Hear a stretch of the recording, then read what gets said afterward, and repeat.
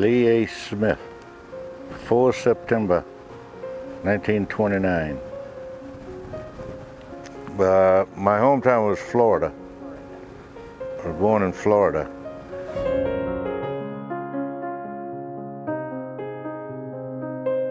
On my draft card, it said, "Christmas greetings, Mr. Smith. You will report on or before 27 December 1950. That's exact words it said on my draft card.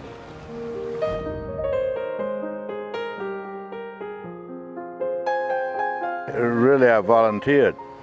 I stayed in the Army for 18 months, and it was time to be discharged, and I hadn't left the States, so I wanted to go overseas. So I volunteered to go overseas, and they sent me to Korea.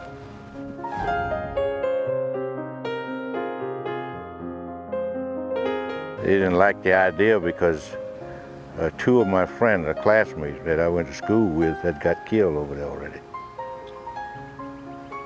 Two of them. One was a distant cousin of mine, and he got killed. Another one, well, he was just a friend, and he got killed. So, and me going, well, he wasn't too, you know. But I didn't think much of it because I wanted to go. I wanted to go overseas.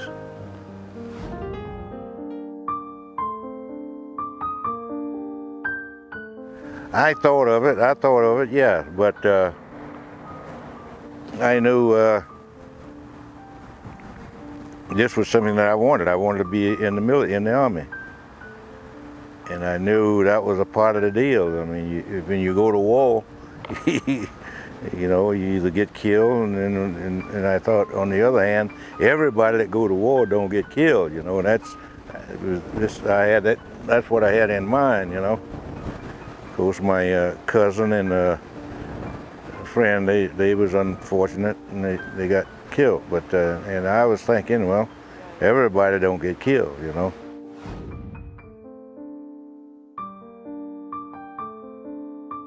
When we pulled into Incheon Harbor, it was late, it was afternoon,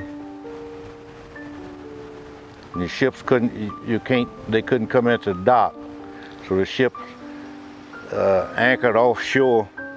And the funny thing, while we was on the ship and getting ready to crawl over the board to get on the rope ladder, there was 3 battleships.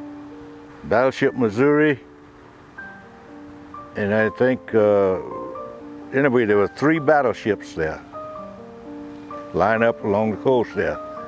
And while everybody was on the crawl overboard on the rope ladder to go down, Battleship Missouri got a fire mission.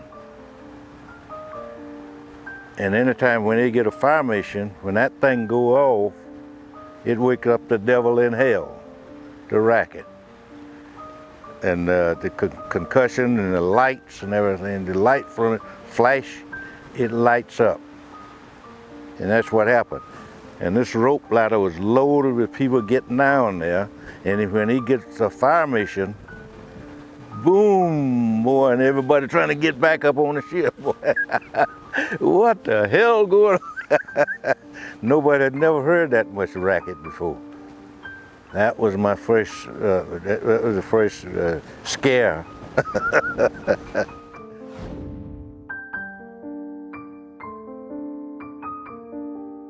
And I was in the fire department. I was a firefighter.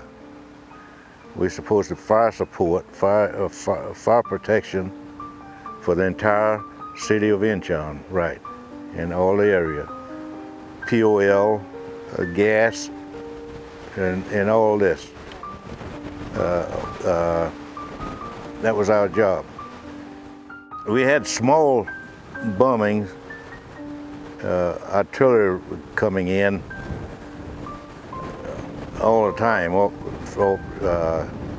Sometimes, you know, coming in, they would always fire at the ammo, the POL dump. So you've got gas and everything stored all around, and they would fire rounds at it sometimes, things like that. And this one time there was a late in the afternoon. I remember this. It was late, and everything was real quiet. And way in a distant future, I could hear a plane, a noise like a motor going a plane. And it stood out over everything else. It was in the afternoon. It was real quiet, no wind blowing. Everything was quiet. And I listened at it as it came. It was coming from the north, over the Yellow Sea. He dropped around, boom. And I heard that. I didn't pay too much attention because everything was quiet. And then another boom.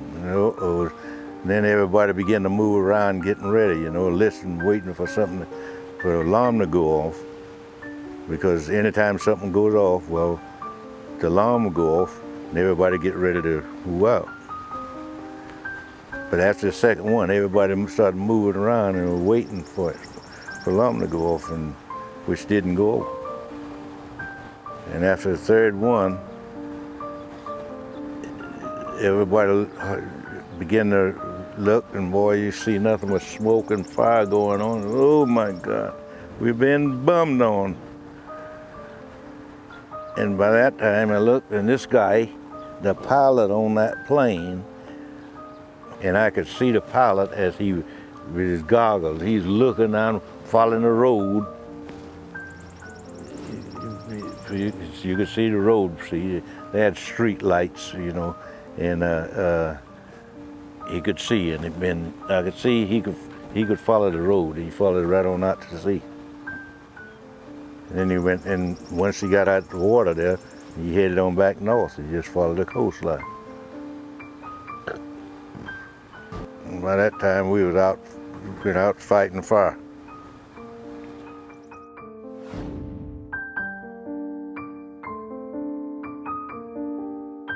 Back then, the Army wasn't integrated like it is now. It was segregated. And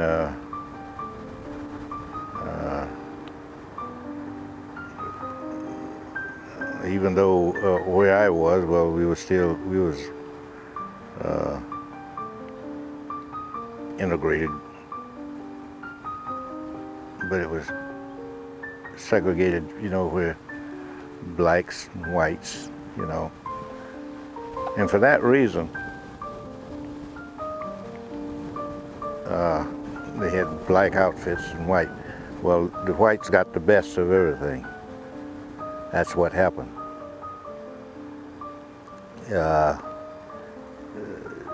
And the blacks would get what was left. And they have the U.S.A.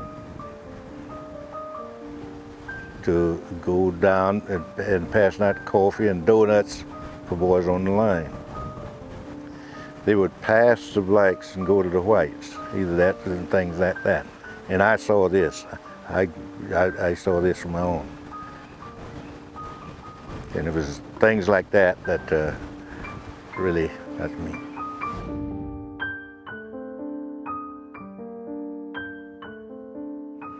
And not so much of wasn't worried about going home as much as I just was ready to get the hell out of Korea, really. Well, at that time,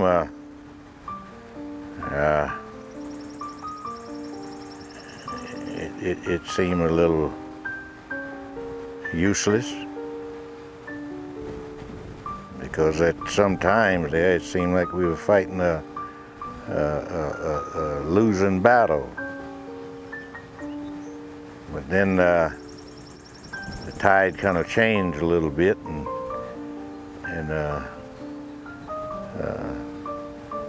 things changed a little bit. You could see more of a need for it. The need became more apparent.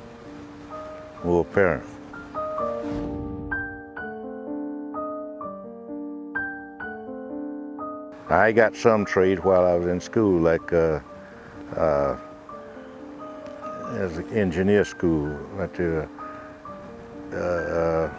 combat engineer training school, you know, carpentry, plumbing, electrical wiring, and things of that like. I got all that, so I had that in my belt, and so now I can get out and kick me out of anything. I got something I can get out on. So when I retired, when my retirement came up, I still went to school and furthered my education in that field, and had good jobs. Able to get good jobs, good paying jobs.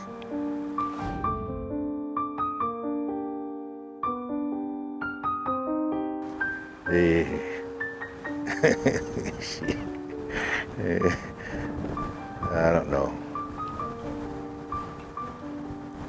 I had a home, my own home, property, and ran a business and everything.